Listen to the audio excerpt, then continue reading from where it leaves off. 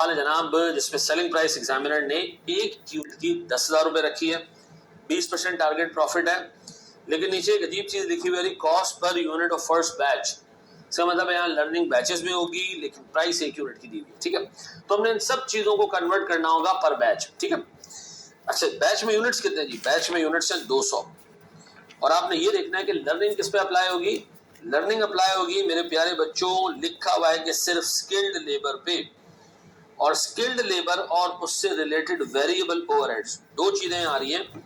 ये मेरी dependent cost हो गई, और सर इसके अलावा बाकी जितनी कॉस्ट मेरे पास आ रही है वो सब इंडिपेंडेंट है।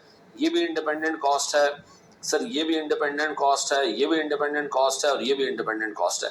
वो आपसे कह रहे हैं भाई कितने बैचेस प्रोड्यूस करूं कि मैं अपना टारगेट अचीव कर सकूं। याद रखें, टारगेट अचीव कर सकूं, याद रखें ऊपर का डाटा पर बैच नहीं दिया हुआ, पर यूनिट दिया हुआ है, लेकिन प्रोडक्शन बैचेस में हो रही है और लर्निंग बैचेस में हो रही है, तो हमें ऊपर के सबको पहले कन्वर्ट करना पड़ेगा पर बैच। तो सबसे पहले मेरे प्यारे बच्चों सेल्स पर बैच जी 10,000 इंटू 200 यूनिट्स, 10,000 इंटू 200 यूनिट्स जी जनाब, 10,000 इंटू 200 यूनिट। सर ये मेरे पास आता है जनाब 2 मिलियन, ऐसा?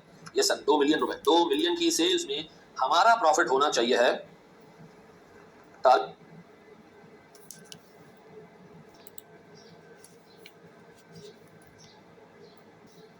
20% का,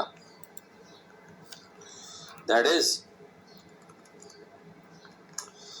4 लाख रुपए का। एक बैच में 4 लाख की कमाई कम से कम होनी चाहिए सर। तो हमारे पास बच जाएगी हमारी टारगेट कॉस्ट। टारगेट कॉस्ट एक बैच 16 लाख रुपए में मैनेज हो जाना चाहिए। 16 लाख रुपए में एक बैच बन जाना चाहिए, पक्का 16 लाख रुपए में एक बैच बन जाना चाहिए मेरे बच्चों।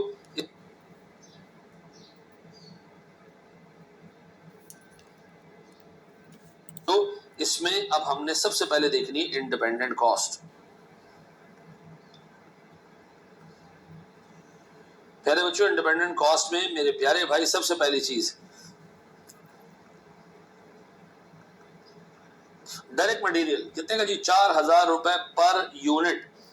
4,000 एक यूनिट का, मेरे पास तो 200 यूनिट का बैच है, तो 4,000 इंटू 200, ये मेरे बच्चों आता है मेरे पास 8 लाख। तो 16 लाख में तो 8 लाख का तो सिर्फ मटेरियल ही आ जाएगा। फिर जी 8 लाख के बाद स्किल्ड लेबर और उससे रिलेटेड वेरिएबल लर्निंग वाला है, इसको इग्नोर कर दो। Unskilled labour 1440।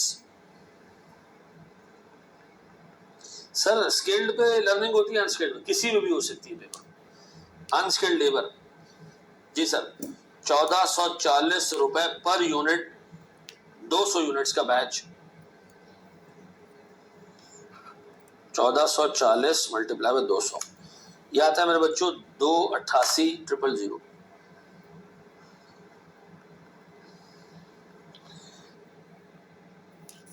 फिर सर वेरिएबल ओवरहेड्स 400 रुपए पर यूनिट है।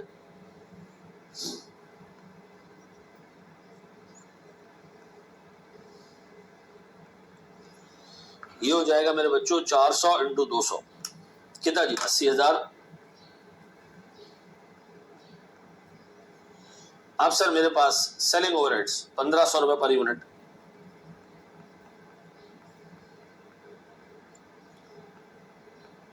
चलो जी, ये आता है मेरे बच्चों 3 लाख, माशाल्लाह जी। अब बताएं मेरे प्यारे बच्चों, एक बैच की जो मेरी टारगेट कॉस्ट है वो 16 लाख है, इसमें से ये कॉस्ट तो कभी चेंज ही नहीं होगी, तो ये कॉस्ट हटा दूं तो मेरे पास सर डिपेंडेंट टारगेट कॉस्ट कितनी आ जाएगी? 16 lakh minus 8 lakh minus 288 minus 80,000 minus 3 lakh, ये मेरे बच्चों आता है मेरे पास 1,32,000 रुपए। 1,32,000 रुपए में एक बैच लेबर और वेरिएबल स्किल्ड वाला उसमें मैनेज हो जाना चाहिए। अच्छा, ये मेरा टारगेट कॉस्ट, करंट कॉस्ट है एक यूनिट पे सर 2,500 रुपए का स्किल्ड लेबर और वेरिएबल यूनिट लगता है, तो 2,500 इंटू 200 ये हो जाएगा जी 2,500 इंटू 200 शायद 5 लाख होते हैं जी सर। तो यह 5 लाख रुपए की कॉस्ट को मारते मारते हमने नीचे तक लेकर आना है 1,32,000 तक। तो ये है हमारा सर ए पहले बैच का कॉस्ट और ये है हमारा टारगेट वाई, ऐसा। तो अभी काम करते हैं जी, हम कहते हैं जी वाई बराबर है 1,32,000 बराबर है 5 लाख ए मल्टीप्लाई बाय पता नहीं कितने यूनिट्स, log 0.8 या 0.9 sir 80%, log 0.8 divided by log 2 ऐसा। अब बता सकते हो सर ये कितना आ रहा है जनाब? Sir 1,32,000 divided by 5 lakh raise to the power 1 divided bye